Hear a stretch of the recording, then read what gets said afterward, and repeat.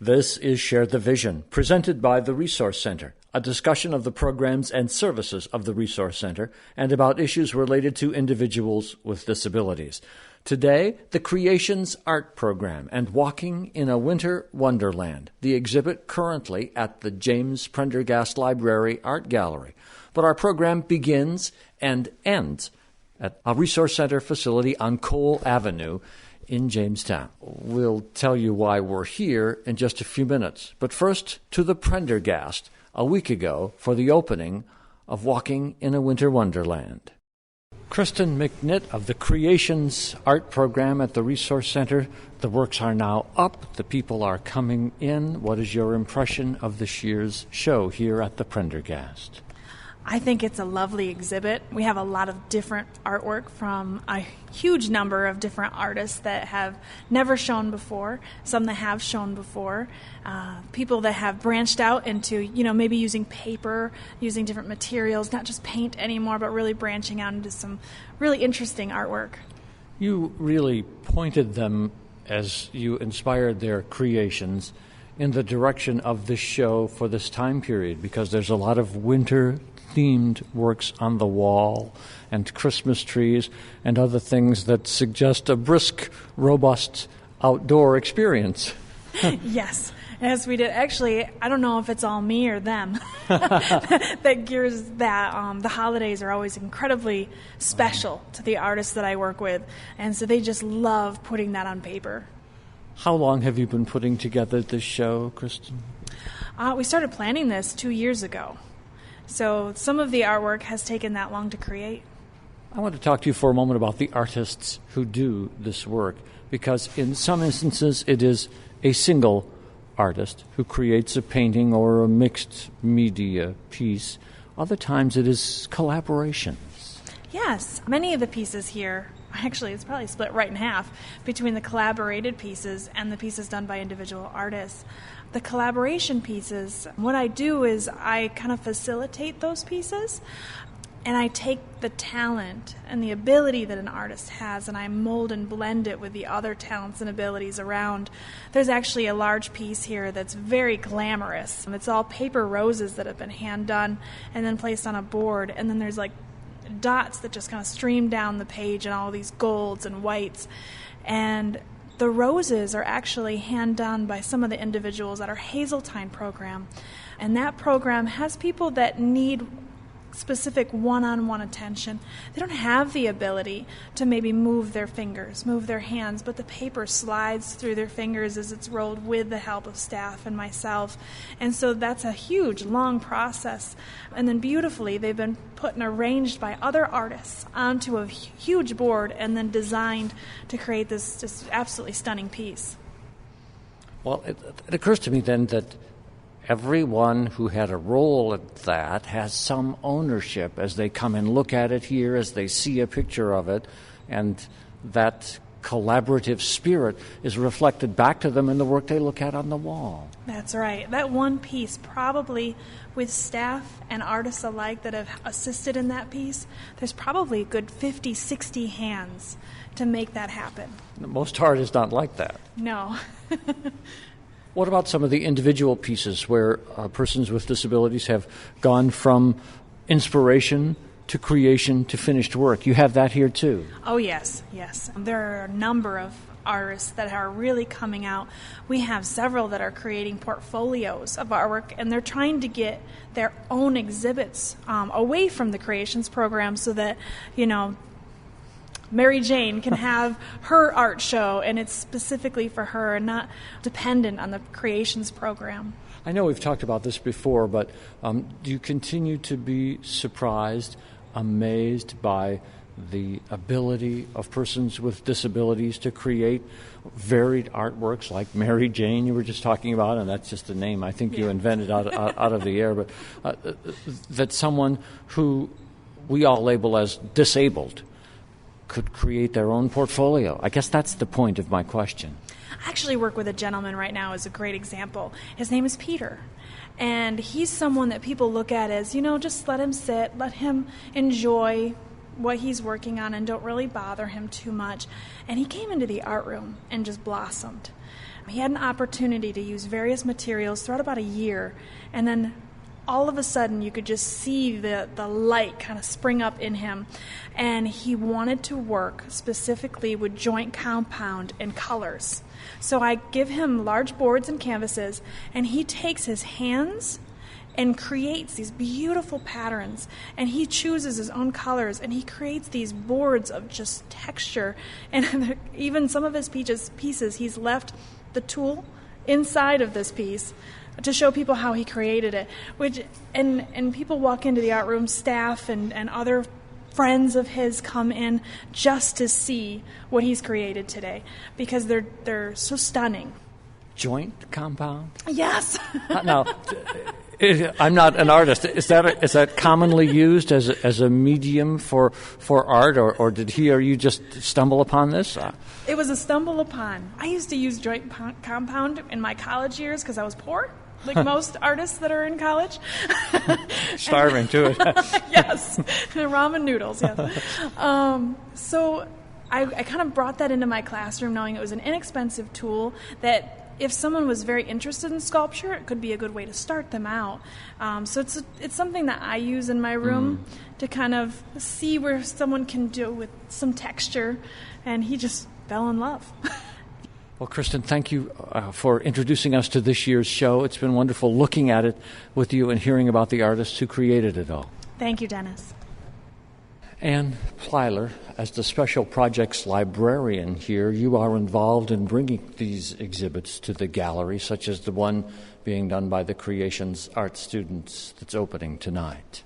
Well, absolutely, and this is one of our favorite ones to invite and, to see come to fruition and actually open tonight. It's always exciting to see what the students have done and how colorful and how joyful their work is, and what a variety of work there is. This is special work because it is done by persons with disabilities, but you don't know that by looking at the walls here. You really have to inquire more deeply. You were telling me before we got on the recording here to even know that this comes from a community labeled as disabled. I think that's absolutely right. We always have people that want to purchase some of these works, and I think that, they don't see them and they don't think of them as being done by someone with a disability. It's almost like they have other abilities, and I think when you come to a show like this, you really get a little insight into what some of those other abilities are. They have a great sense of color, of light, of just the way they handle the topics.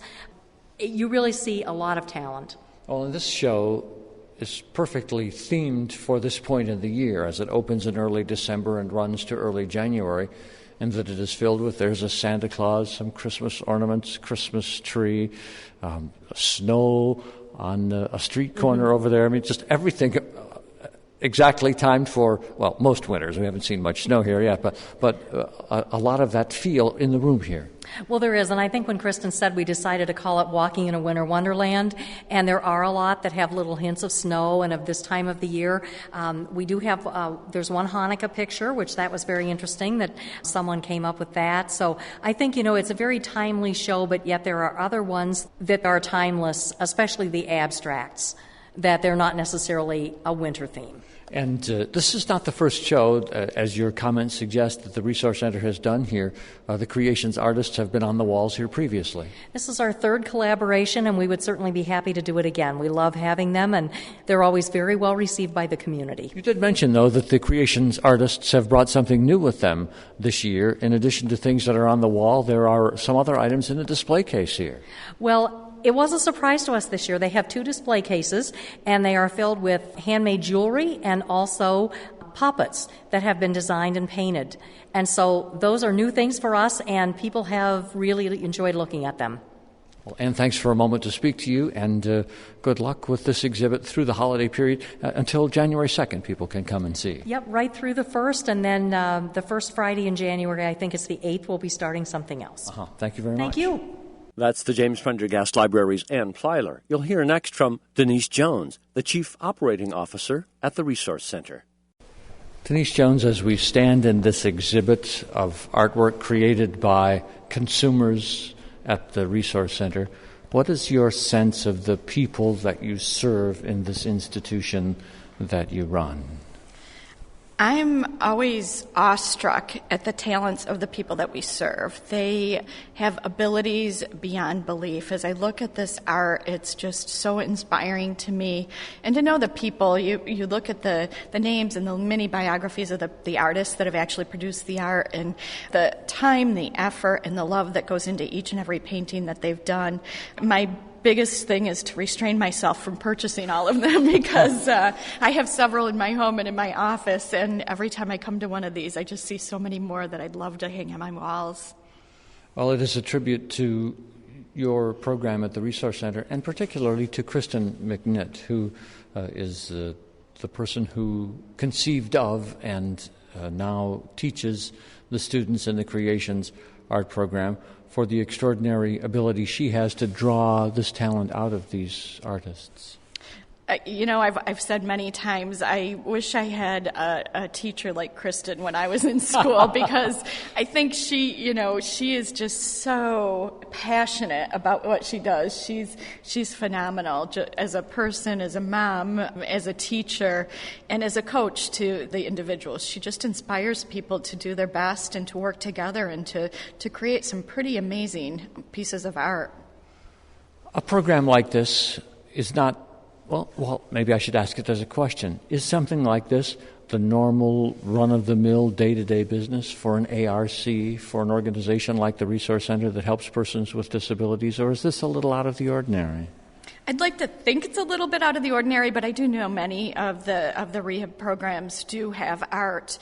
It's finding that niche of that thing that can build the confidence in the people that we serve. They're, whether it's music or something, there's talents and there's hidden talents, and you have to draw them out. So I think many of the agencies do have art programs because it is so inspiring, and there's so many things, so many abilities in the people that we serve. On another subject, holiday related, and I don't know if we'll have the opportunity to talk again between now and the conclusion of the Toys for Tots campaign, but I just wanted you to speak to that and the major effort that's put on by a couple of the chief administrators at the Resource Center, Heather Brown and Terry Johnson, and an army of others to make that successful each year, all under the umbrella of your organization. The Toys for Tots has just been amazing, and Heather and Terry and their leadership has just been phenomenal. I believe they've been doing it for about 16 years now, and last year they distributed toys to over 2,400 children in the community. And I think it's just one of those testimonies to the giving nature of the employees that we have at the Resource Center. They really do a tremendous job and really have a great heart.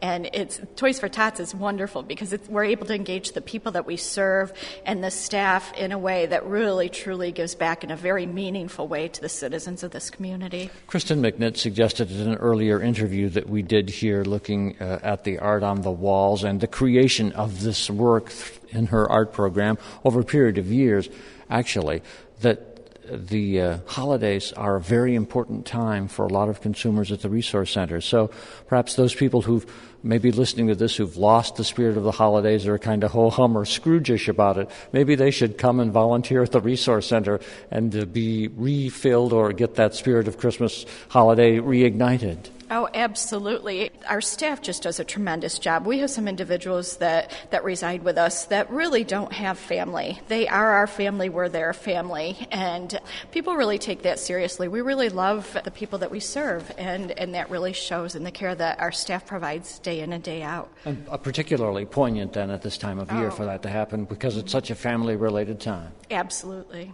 Well, Denise, thank you for all your time here at the Art Gallery at the Prendergast Library. Thank you. While looking at the artworks of the Prendergast Library, I ran into another friend and longtime employee of the Resource Center. Debbie Brown, and I'm a Director of Service Coordination and Planning, Family and Community Engagement. So, Debbie, first, your impression of the show here. It's beautiful. I love to see the work that the artists do. They have such nice contrasting colors. There's some great interpretation of things. It's a wonderful show. And are you directly related to the production of this and the work that you're doing now, or is this how does it fit into your routine? No, it's not within the services that I oversee, but some of the artists that we serve in service coordination are involved in the art program, so I guess indirectly I am. What did they say to you about this? Oh, they love doing the art. They love Kristen and the whole process of making something that other people like to come and see, and it's great to see the pride they have in the work they do, and you can see the self-esteem build when people praise their work and acknowledge the great job they've done. You have a long-term investment in your career in helping people with disabilities find meaning in their lives and meaningful ways to contribute. And that background, that dedication that you've had to that must make this even more gratifying. Yes, it's great. It's a long time coming for some people to see them finally find something that really builds what they want, so that they can see what they want to do. They see something that they can create. I brought that up, Debbie, because I think there's sort of a long-standing stereotype that some of us have or may have had that suggests that abled people do things and disabled people can't do anything. I mean, the gist of that stereotype, do you sense that sometimes? Sometimes, yes. A lot of people are somewhat amazed. They'll act amazed that people with disabilities can do something like the artwork that they can create. But like all of us, there's things that I can't do that somebody else can do. So I think everybody has to find their talent and what makes them happy and what they're good at.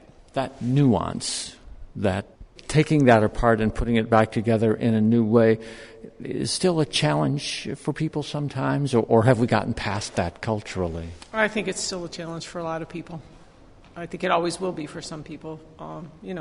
It's hard for some to make that shift and to really appreciate each person for what they can do, whether they're a person with a disability or not.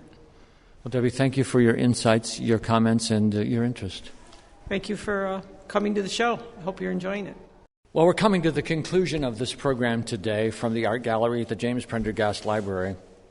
Throughout this event here, there's been another major event happening in downtown Jamestown, and that's the parade that the Resource Center is a sponsor. And our correspondent at and in the parade is none other than Steve Watterson. I elevated you to correspondent there. Thanks, Dennis. It's very kind of you. So first, I hear that you and Tess Kersner from the Resource Center were Thing 1 and Thing 2, and the dog went with you too for this. I'm sorry, I missed that. Well, we were quite the hit. People were very excited to see Thing 1 and Thing 2, and then, as you said, we had our dog Isaac wearing a red and white striped sweater, so he fit right in, and we got a lot of positive comments, so it was nice. Well, how was the parade otherwise, aside from you and Tess and Isaac in the limelight? Oh, it's great. Always some very creative floats that are out there. Everyone's enthusiastic who's in the parade, marching or riding on a float, and then the crowd's just so appreciative and happy to have us there. The weather turned out. It would have been nice probably to have a little snow, but it was crisp. It was crisp, absolutely, and I think everybody was in the spirit of the season for sure. A lot of people watching? Of course, yeah. The streets were just filled with folks, so it was great. And it's a wonderful holiday tradition. Grateful to the Renaissance Corporation for putting it on every year, and we're so happy to be the sponsor of the parade. I think this is our 11th year in a row doing that. And you do that because the Resource Center likes to be connected to the community? Flesh that out a little for me, Steve. Absolutely. I mean, the work that we do, we wouldn't be as successful at it without the support from the entire community, our donors, our sponsors of our special events, the businesses that employ people with disabilities, the local police and the hospital and everybody. Just makes the work that we do possible and so much better. So we're able to give back in a lot of different ways. We volunteer at a lot of agencies in the community, but one of the other tangible, concrete ways that we can give back is by sponsoring the parade, and we're happy to do that every year. One of the other things that has come to our attention, as I've been talking to Kristen McNitt and others from TRC here tonight, Steve, is that for many consumers at the Resource Center, the holidays are a very important time. They get very excited about the opportunity to decorate and do special things and have special events, and that enthusiasm for this time of year is reflected in the pictures and the artwork on display here. Oh, yeah. For folks who have not come down and seen the exhibit yet, I really would encourage you to do that. This is the first time I've walked in. You caught me, Dennis. I haven't even seen all of the works yet. But just looking around the walls in the main gallery room here, just beautiful, beautiful. A lot of bright colors, some very clever and whimsical paintings as well. We've got some puppets and some jewelry. it's just amazing the artistic talent that a lot of the individuals at the Resource Center have, and that Kristen is able to bring out their talents, and we're happy to be able to share that with the public, and folks have until the end of the month to come here and see it. I would just like to add, Steve, because our last show that we did a couple of weeks ago was for Toys for Tots, so too the one 2 weeks from now. But I just wanted to point out to people the fact that this is a very important time for people to create, people to buy and give new unwrapped toys for Toys for Tots. Absolutely, yep. We are accepting toys, I think, through the end of this coming week, and then we'll be doing the toy distribution next weekend. But there are toy collection boxes set up at probably 80, 90 businesses around the community. If you can't find a place to donate toys, you can bring it to one of the Resource Center's main buildings. But again, it's the Resource Center coordinates the toy drive, but it's thanks to the generosity of our community that we're able to make the holidays merrier for probably what will be 2,500 underprivileged children this year, and we're just happy to do it. And the thing of the impact that we have on families and children this time of year is just amazing. Now, let me just interrupt here long enough to say, if you were listening at the beginning, you know most of what you just heard was recorded at the Prendergast Library. Now we're back to a Resource Center facility on Cole Avenue in Jamestown. Steve Watterson and I were reviewing our coverage of the art show. Lots of wonderful comments, but there was one thing missing, and that was one of the artists. So we've come to this Resource Center residence on Cole Avenue in Jamestown. Steve, thank you for setting it up so we could actually talk to one of the artists. Oh, thanks for coming down, Dennis. It's a wonderful place here on Cole Avenue, just opposite Fletcher School. We're going to meet an artist, then meet one of our family members. Do the introduction for me. Well, we have one of our artists from the Creations Art Program who has some works on display at the Walking in a Winter Wonderland exhibit. Her name is Maria Jacobson, and she was kind enough to say that we could come and talk to her about her art. Hello, Maria. Hello. Thank you for letting us come and visit you here today. What a beautiful place you have here. It's delightful. Thank you. How long have you been an artist in the Creations Art Program? For some time? About 10 years. Really? What kinds of things did you create for the most recent show there at the James Prendergast Library? Julie, I made in a big art picture. Do you like the Creations Art Program? Yes. Why do you like it, Maria? It's so much fun. What is fun about it? Because it's more much fun because it creates like art pictures, make most stuff.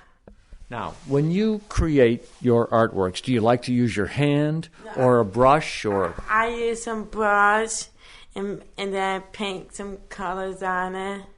Do you go to the Creations Art Program once in a while or quite often, Maria? Quite often.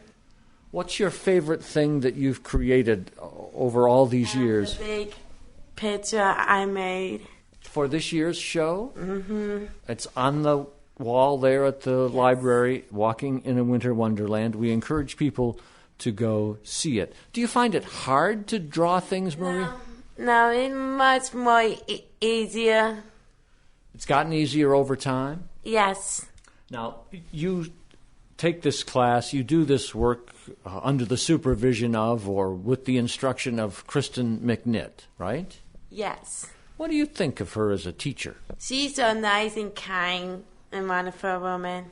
So you really enjoy going to art class? Yes. Are there a lot of other people in the class when you paint, or is it just you? It's all the different people there, and I have fun with them and create stuff. So you talk to them while you're painting? Yes. Mm-hmm. Do they give you suggestions about your things? Do you give suggestions about theirs? Yes. This is a really friendly art class. Yes, it is. Now, there's someone sitting right behind you that I want to spend a minute talking to. Would you introduce me to the next person who's going to be on the air here? This is my mom, June Jacobson. Thank you very much. I'm just going to step right around you here, Maria. June, you've heard what your daughter has to say about the Creations Art Program, and I just wanted to get your perspective on her work in that program and what it has meant to her growth as a person. Well, I'm just really happy that she's had the opportunity because she gets to explore something she's never done. I was going to ask you that question. Was Maria an artist before Creations? Not at all, no. And this is just something I think they're able to express themselves, they're able to create, and I'm really happy that the Resource Center gives them this opportunity. You've known Maria her whole life. Have you seen things that she's created in the Creations Art Program that have surprised you? Well, I just bought 2 bracelets that she made because I like them, and I'm waiting for the program to be over with, and then I get the bracelets. So I'm very happy about that. Oh, so they're on display down there now. Yes, they are. There's jewelry on display. There's paintings on display. It's really amazing the creations that the people do. I mean, I think a lot of them don't even realize what they have in them until Kristen kind of brings it out in them. You and I were speaking before we got on the recording here today and organized to do this about Maria's residence here on Cole Avenue in Jamestown. And I just want to have you comment on that also, because we don't often on Share the Vision come out to Resource Center facilities or homes or ICFs in the community. But this beautiful place and the importance of it as your daughter's home. Well, Maria's been here 10 years, and it's been quite a journey. But it's been a very positive one, because anyone who thinks that there's a glass ceiling in people developing abilities or just developing into people, there is no glass ceiling. Maria's still growing, and she's been here 10 years, and she's grown in so many different ways, as far as socially, as far as emotionally, as far as her abilities. I'm just very happy. And even as far as the family goes, it's been a very good experience. Jude, thank you for your comments. Now, Maria, I've got to come back to you because I didn't know about these bracelets. You make bracelets too? Yes. What are they, fancy or sort of? It's fancy because I make those clays out of special clays. Oh, sure. And I made one for my mom. 2 of them, and it's still in this place now. And I'll get them soon. And my mom will get them soon. Well, right, and it's rare that a mom can actually see her Christmas presents made by her own daughter on display before she gets them, so that's pretty special too. Yes. Just one more comment from you, Marie, about this place, because this is your home and you've allowed us to come and visit. You like it here? Yes, I do. What's the best part of having a nice place like this? I like my staff and my house manager. Do you have another friend who lives here? Yes, her name is Dawson Ann Monaco. She's in a disability in wheelchairs. Well, again, thank you to Maria and her mom, June, for contributing to Share the Vision today. I appreciate it very much. Steve, I think we really have completed our mission now to fill in our picture of the Creations Art Program and the Walking in a Winter Wonderland show. Oh, absolutely, and it's great to hear from artists such as Maria and her family about what the program brings to them, the ability to express themselves in art. You know, there's so many folks with intellectual and developmental disabilities who have trouble expressing themselves, and you hear Kristen McNitt, our art instructor, talk about it all the time, but art is a fantastic way for them to be able to express themselves, and the exhibit down at the Prendergast is lovely. Folks have until the end of the month to go see it, so get on down there and see it. And thank you all for sharing the vision today.